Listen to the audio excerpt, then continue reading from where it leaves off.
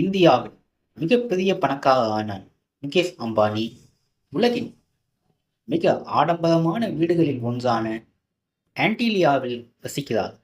மும்பையில் உயர்ந்த ஆல்மவுண்ட் சாலையில் அமைந்துள்ள இந்த 27 மாடி வானளாவிய கட்டிடம் அதன் ஆடம்பரம், உலகத்தரம் வாய்ந்த வசதிகள் மற்றும் மூச்சடைக்கக்கூடிய வடிவமைப்பிற்கு பிரபலமானது. ஆனால் ஆன்டிலியாவை பற்றிய ஒரு உண்மை பெரும்பாலும் மக்களை மிகவும் ஆச்சரியப்படுத்துகிறது. அதில் ஒரு பாரம்பரிய ஏர் கண்டிஷனர் கூட இல்லை. ஆம், நீங்கள் அதை படித்தது சரிதான். கண்ணாடி சுவர்கள் மற்றும் மும்பையின் ஈரப்பதமான வானிலையால் சூழப்பட்டிருந்தாலும் ஆன்டிலியா வழக்கமான ஏசி அலகுகள் இல்லாமல் குளிர்ச்சியாக இருக்க முடிகிறது. எனவே இந்த கட்டிடக்கலை அற்புதம் எந்த புலப்படும் ஏசி அமைப்புகளுக்கும் இல்லாமல் ஒரு வசதியான வெப்பநிலையை எவ்வாறு பராமரிக்கிறது?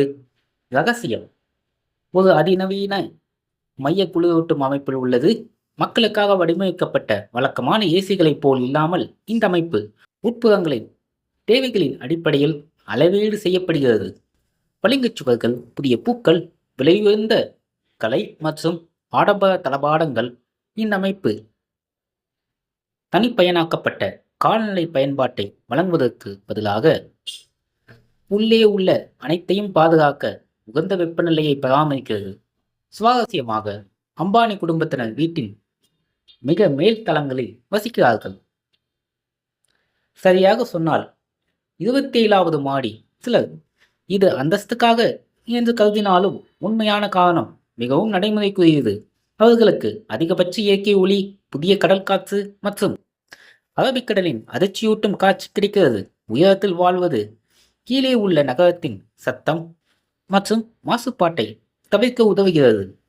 ஆன்டிலியாவின் மிகவும் பேசப்படும் அம்சங்களில் அதன் தனித்துவமான ஸ்னோ ரூம் ஒன்றாகும். இந்த குளிர்ச்சியான இடத்தில் சுவர்களில் இருந்து செயற்கை பனி விழுகிறது. இது வெறும் ஆடம்பரமான வித்தை மட்டுமல்ல, இது மும்பையின் கடுமையான வெப்பத்திலிருந்து மிகவும் அசாதாரணமான முறையில் புத்துணர்ச்சியூட்டும் தப்பிப்பை வழங்குகிறது. ரூபாய் 15,000 கோடி மதிப்பீட்டில் கட்டப்பட்ட ஆன்டிலியா வெறும் வீடு மட்டுமல்ல, இது புதுமை, ஆடம்பரம் மற்றும் தொலைநோக்கு சிந்தனை கொண்ட வடிவமைப்பின் சின்னமாகும். மீண்டும் சந்திப்போம். நன்றி, வணக்கம்.